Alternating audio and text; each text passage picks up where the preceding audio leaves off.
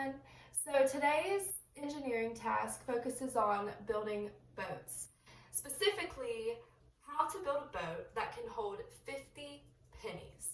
Now, 50 pennies may seem like a lot, and I'm sure that building a boat in real life would be pretty difficult. And there's a lot of things that engineers need to think about before they begin to build this boat. So today, whenever you are an engineer, some questions that I want you to keep in the back of your head are, what's a boat? Why do boats float? Why do boats sink? And how that all works together to make the best boat possible.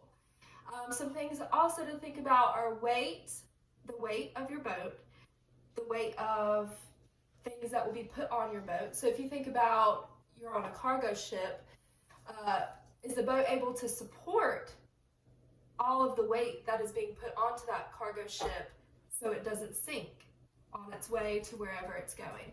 So those are a few things that I want you to keep in the back of your mind when conducting this experiment. Now, before we build a boat that can hold 50 pennies, one thing that I want to make sure of is that you build a boat that floats first. So I've already made a mini boat and I plan on making another one, but I want to show you something that I saw in this boat that didn't quite work out like the other boat that I had already made. So when I put this boat in the water, I see that water starts to seep through the cracks and the boat kind of floats lower rather than higher. So it slowly starts to sink as the water comes through the cracks. Now that's something important to take note of, because if I begin to even put 1 penny on here, or 2, it slowly starts to sink. It started to go into the water more.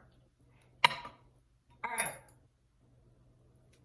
So the most important thing to think about is, how can we build a boat that floats, but we have to make sure it has no cracks out of tinfoil? The first thing that I think about when building a boat that needs to float is, how thick does it need to be? I know that this is not an actual boat, and it may be a little difficult to understand how this relates to engineering a boat, but I've noticed that the more dense a boat is, typically it floats. Making sure that there's no air in between the boat and the water. That's why we need to seal up these cracks to make sure that the boat can float properly. So right now I'm just making sure that there are no holes in my tinfoil before I start designing my boat that can float.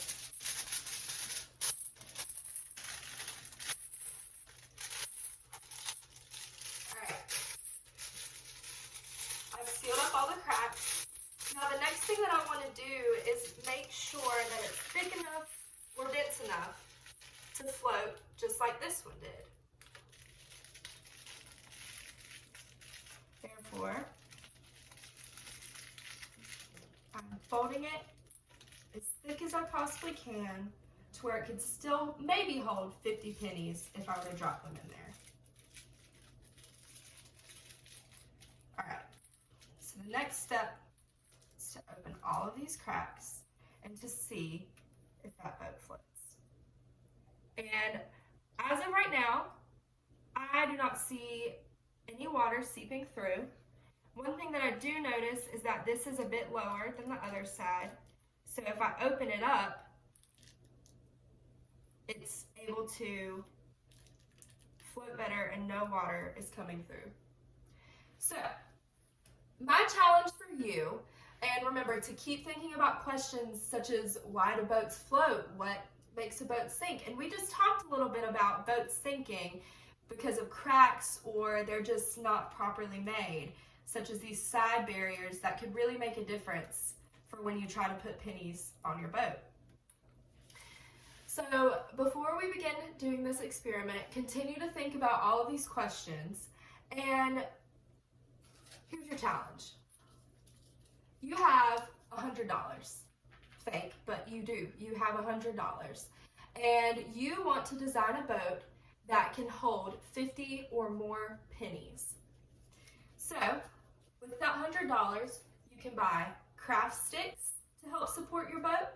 Now, craft sticks are $10 a piece. So if you want to buy 10 craft sticks, you're unable to buy any of the other materials given to help you build the best boat that can support that many pennies. Or you can buy straws. Now, straws are $5, and this is not as much support as a craft stick, but it definitely will help. Or you can use tape. I'm not sure how you would use tape. I'm not going to tell you how you would use tape because this is your experiment. But you're going to use craft sticks, straws, or tape to make sure that you build a boat that can hold 50 pennies. Now, I want to show you what it's like if I were to just try to drop 50 pennies on my boat without using other supports. 1, 2, 3, 4, 5, 6, 7, 8, 9, 10, 11, 12, 13, 14, 15, and it just sunk.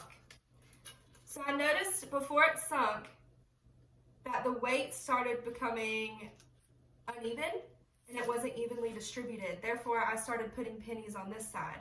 But either way, that's too heavy for it to float. Other supports must be used to make sure that this boat can hold 50 pennies, because clearly it's not going to hold it with just tin foil. All right, so your challenge is to make a boat using all of these supports to hold 50 pennies.